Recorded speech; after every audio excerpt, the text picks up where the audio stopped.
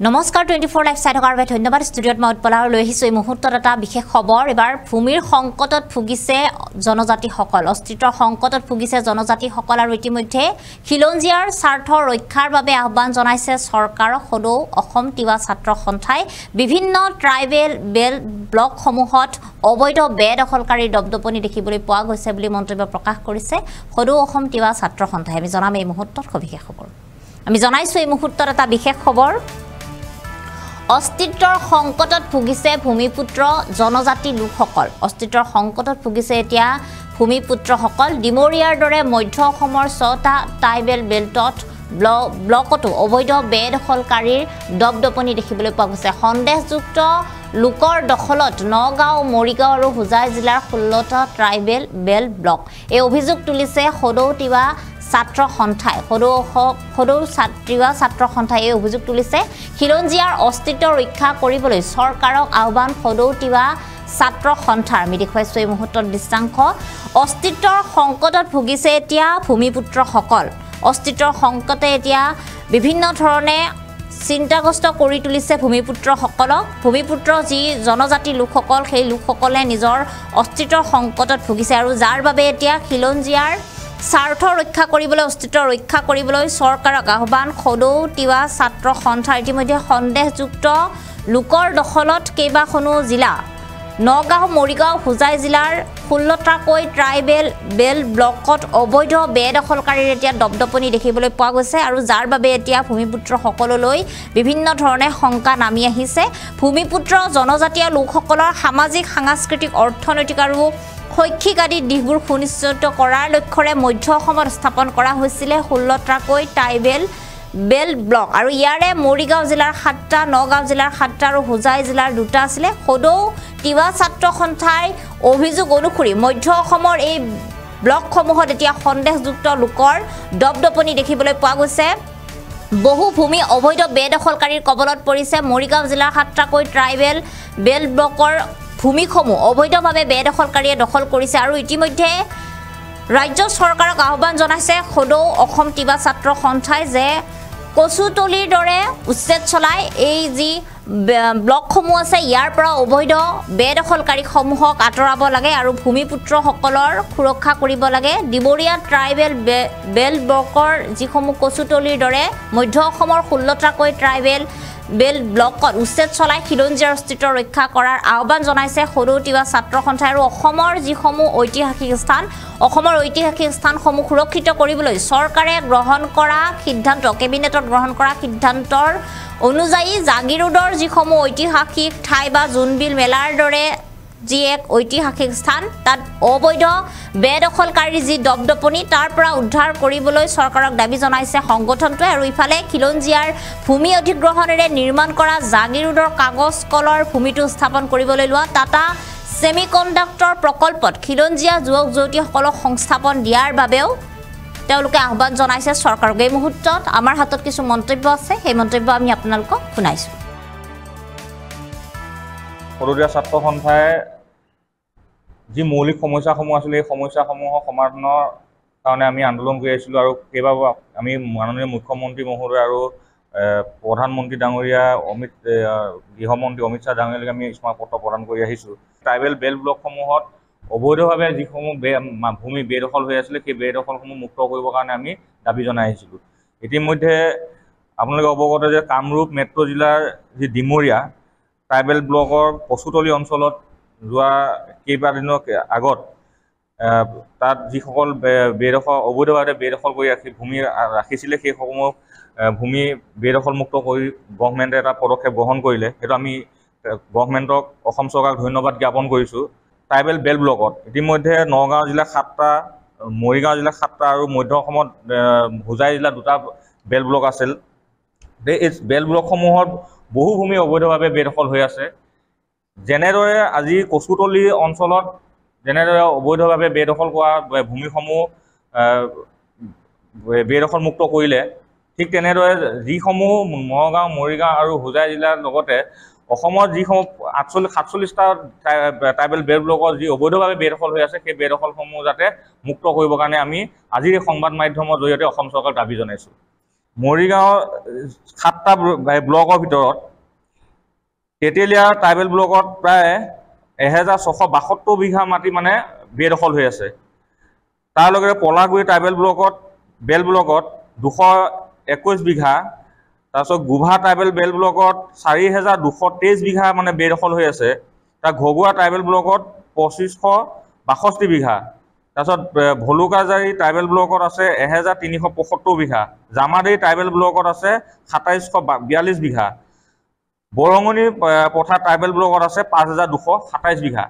এই যিখিনি মৰিগাঁও জিলাৰ যিটো 7টা ট্ৰাইবেল বেল ব্লকৰ যি অবৈধভাৱে বেদখল হৈ আছে, এই বেদখলসমূহ যাতে অতি শীঘ্ৰে অসম চৰকাৰে যেনেদৰে কচুতলিত বেদখল মুক্ত কৰিলে তেনেদৰে মানে অতি শীঘ্ৰে তেখেতসকলক অসম চৰকাৰে পদক্ষেপ গ্ৰহণ কৰি এই যাতে ভূমিসমূহ বেদখল মুক্ত কৰে তাৰ প্ৰতি আমি অসম চৰকাৰক দাবী জনাইছোঁ। তাৰ লগে লগে নগাঁও জিলাত আছে, নগাঁও জিলাত কেইবাটাতো অবৈধভাৱে কিছু চাহ ব্যৱসায়ীয়ে চাহপাতৰ বাগান খুলি পেলাই অবৈধভাৱে বেদখল কৰি আছে। সেইসমূহ আমি তথ্য সহকাৰে অসম চৰকাৰক দাবী জনাইছোঁ যে তেখেতসকলে সেই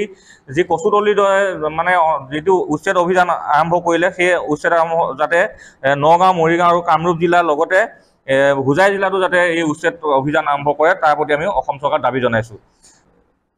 কাগজ কল, সেই কাগজ কলটো এতিয়া ইতিমধ্যে মৃত্যুমুখত পৰিলে আৰু সেই কাগজ কলটো স্থাপন কৰাৰ সময়তো ট্ৰাইবেল মানুহৰ ভূমিয়ে তেখেতসকলে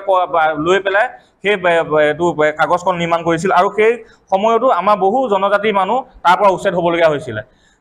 ইতিমধ্যে অসম চৰকাৰে যিহেতুকে এটা পদক্ষেপ গ্ৰহণ কৰিছে যে টাটা চঞ্চক তাত ছেমি কণ্ডাক্টৰৰ কাৰণে প্ৰজেক্ট আৰম্ভ কৰিবৰ কাৰণে ভূমি আবণ্টন দিছে, আমি তাক আদৰণি জনাইছোঁ। কিন্তু তাৰ লগে লগে আমি এটা কথা ক'বলৈ বিচাৰিছোঁ যে তাত যিহেতুকে ছেমি কণ্ডাক্ট হ'ব, সেই ছেমি কণ্ডাক্টৰ যাতে আমাৰ যিখিনি থলুৱা নিবনুৱা আছে, জনজাতিৰ নিবনুৱাসমূহ আছে, সংস্থাপনৰ ব্যৱস্থা গ্ৰহণ কৰিব লাগে, সেইটো আমি দাবী জনাইছোঁ। পেপাৰ মিলত ছেমি কণ্ডাক্টৰ বাহিৰেও যিখিনি ভূমি আবণ্টন হৈ আছে, সেই ভূমিসমূহ যাতে আগতে কাগজ কল নিৰ্মাণ কৰাৰ সময়ত যিহেতুকে ভূমিসমূহ জনজাতি মানুহ আছিলে, সেই যিখিনি ছেমি কণ্ডাক্টৰ বাহিৰে যিখিনি ভূমি আছে সেই ভূমিসমূহ যাতে গৃহস্থসকলক ঘূৰাই দিয়ে, জনজাতি আগত যাৰ ভূমি আছিলে তেখেতসকলক ঘূৰাই দিবৰ কাৰণে আমি দাবী জনাইছোঁ। অসম চৰকাৰ আৰু ছেমি কণ্ডাক্টৰ যিসমূহ প্ৰকল্পৰ বিষয়া আছে, জ্যেষ্ঠ বিষয়াসকলৰ আমি অসম চৰকাৰ, তাৰপিছত ছেমি কণ্ডাক্টৰ কোম্পানী বিষয়াসমূহ আৰু সংগঠন আমি এটা আলোচনা মিলিত হ'ব বিচাৰিছোঁ। যিহেতুকে আমাৰ দাবীসমূহ আছে, আমি সেই দাবীসমূহ যাতে অসম চৰকাৰৰ লগত আলোচনাৰ মাধ্যমেৰে সমাধান কৰিবৰ কাৰণে প্ৰয়াস কৰোঁ, তাৰ প্ৰতি আমাৰ অসম চৰকাৰক দাবী জনাইছোঁ। ইয়াত এটা মানে এইটো চৰকাৰী ব্যৱস্থা কৰিছিল যে তাত কোনো ধৰণৰ ইলিগেল এনক্ৰ'চাৰ প্ৰৱেশ কৰি তেওঁলোকৰ অৰ্থনৈতিক যি আৰ্থসামাজিক ব্যৱস্থা আছে বা তেখেতসকলৰ কৃষ্টি সংস্কৃতি যিবিলাক আছে এইবোৰ যাতে বিনষ্ট কৰিব নোৱাৰে, তাৰ কাৰণে এই এটা মহান উদ্দেশ্য লৈ ট্ৰাইবেল বেল্ট এণ্ড ব্লকসমূহ গঠন কৰিছিলে। কিন্তু কাৰ্যত ই প্ৰশাসনত পৰিণত হৈছে যে অসমত 47টা ট্ৰাইবেল বেল্ট এণ্ড ব্লক আছে। এই ট্ৰাইবেল বেল্ট ব্লকৰ হেজাৰ হেজাৰ বিঘাৰ মাটি এতিয়াও ইলিগেল এনক্ৰ'চাৰে দখল কৰি আছে। আমি এইটো আহ্বান জনাইছোঁ যে ইলিগেল এনক্ৰ'চাৰবিলাকক তাৰ পৰা ইভিকশ্যন কৰিব লাগে, ছাৰাউণ্ডিং এৰিয়াৰ পৰা ইভিকশ্যন কৰিব লাগে আৰু কচুতলিত হোৱাৰ যিটো উল্লেখযোগ্য যোগাত্মক যিটো ঐতিহাসিক সিদ্ধান্ত অসম চৰকাৰে মানে এইটো উচ্ছেদ কৰিলে, একেধৰণেকৈ সমান্তৰালকৈ অন্যান্য অসমৰ ট্ৰাইবেল বেল্ট ব্লকসমূহৰ পৰাও যিমান ইলিগেল এনক্ৰ'চাৰ আছে এইবিলাকক ইভিকশ্যন কৰিব লাগে। এইটো হ'ল প্ৰথম দাবী। মানে হিষ্টৰিক যিবিলাক প্লেচ, এই ঐতিহ্য ক্ষেত্ৰসমূহ সংৰক্ষণৰ কাৰণে সেই এলেকাৰ 5 কিলোমিটাৰ ভিতৰত কোনো ধৰণৰ মাটি ক্ৰয় বা বিক্ৰয় কৰাটো তেওঁলোকে ইতিমধ্যে চৰকাৰে সিদ্ধান্ত এইটো বন্ধ কৰিছে। এতিয়া আমাৰ ইয়াতো প্ৰাক ঐতিহাসিক যুগৰ পৰাই গোভা ৰাজ্যৰ নেতৃত্বত, ৰজাৰ নেতৃত্বত ঐতিহাসিক উত্তৰ পূৰ্বাঞ্চলৰ আটাইতকৈ ডাঙৰ মেলা জোনবিল মেলা আছে। গতিকে জোনবিল মেলা ছাৰাউণ্ডিং এৰিয়াত থকাৰ সন্দেহযুক্ত যিমানবিলাক ব্যক্তিয়ে এই মাটিসমূহ অধিগ্ৰহণ কৰি আছে সেইটো এটা ছাৰ্ভে কৰিব লাগে চৰকাৰৰ তৰফৰ পৰা, স্থানীয় প্ৰশাসনৰ জৰিয়তে ছাৰ্ভে কৰাৰ জৰিয়তে এই মানে অঞ্চলত থকাৰ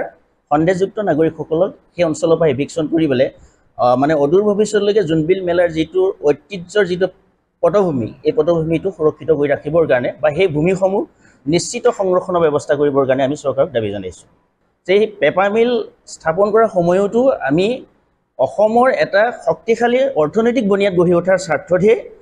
গোভা ট্ৰাইবেল বেল্ট ব্লকৰ অন্তৰ্গত সেই 2000 বিঘাৰ মাটিটো আমি হিন্দুস্তান পেপাৰ কলৰ নামত এৰি দিছিলোঁ। কাৰণ আছিল তিনিটা। প্ৰথম কাৰণ হৈছে ইয়াৰ স্থানীয় যিটো অৰ্থনৈতিক ভেটি ই সুদৃঢ় কৰিব, লগতে জনজাতীয়ৰ